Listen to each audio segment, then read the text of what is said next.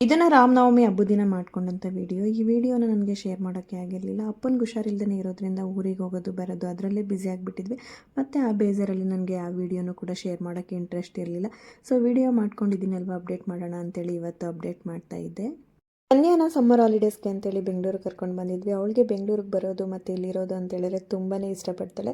But ಈ ಸಲ 1 weak ಅಷ್ಟೇ ಇರೋಕ್ಕಾಗಿದ್ದು. ಅಪ್ಪನಿಗೆ ಹುಷಾರಿಲ್ಲ ಅಂತೇಳಿ ಎಲ್ಲರೂ ಕೂಡ ರಿಟರ್ನ್ ಊರಿಗೆ ಹೋದ್ವಿ. ಹಾಗಾಗಿ ಅವಳನ್ನ ಇರಿಸ್ಕೊಳ್ಳೋಕ್ಕಾಗಲಿಲ್ಲ. ಅವಳಂತೂ ತುಂಬಾ ಬೇಜಾರು ಮಾಡ್ತಾಯಿದ್ಲು. ಮತ್ತು ರಿಟರ್ನ್ ಬರಬೇಕಾದ್ರೆ ಈ ಸಲ ಅಂತೂ ತುಂಬಾ ಅಳ್ತಾ ಇದ್ಲು.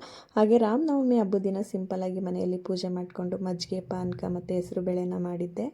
ಇವಾಗಿರೋ ಬಿಸಿಲಿಗಂತೂ ಯಾವಾಗ ಬೇಕಾದರೂ ಪಾನಕ, ಮಜ್ಜಿಗೆ, ಹೆಸರು ಬೇಳೆನ ಮಾಡಿಕೊಂಡು ತಿನ್ನೋಣ, ಕುಡಿಯೋಣ ಅಂತ ಅನ್ನಿಸ್ತಾನೆ ಇರುತ್ತೆ. ನಾನು ಪಾನಕ ಮಾಡ್ಕೊಳ್ಳೋದಕ್ಕೆ ಬ್ಯಾಲ್ದಣ್ಣೆ ಯೂಸ್ ಮಾಡ್ಕೊಂಡು ಮಾಡಿದ್ದೆ. ತುಂಬಾ ಚೆನ್ನಾಗಿ ಬಂದಿತ್ತು. ಪಾನಕ ಮಾಡ್ಕೊಳ್ಳೋದಕ್ಕೆ ಒಂದು ಅರ್ಧ ಬ್ಯಾಲ್ದಣ್ಣು ಮತ್ತು ಅರ್ಧ ಕರ್ಬೂಜನ ಪಲ್ಪ್ ಥರ ಮಾಡಿಕೊಂಡು ಸೇರಿಸ್ಕೊಂಡಿದ್ದೆ. ಜೀರಿಗೆ, ಮೆಣಸು, ಏಲಕ್ಕಿನ ಕುಟ್ಟಿ ಸೇರಿಸ್ಕೊಂಡು ರುಚಿಗೆ ತಕ್ಕಷ್ಟು ಬೆಲ್ಲನ ಸೇರಿಸಿ ಸ್ವಲ್ಪ ನಿಂಬೆ ರಸನ ಹಾಕ್ಕೊಂಡಿದ್ದೆ. ತುಂಬಾ ಚೆನ್ನಾಗಿ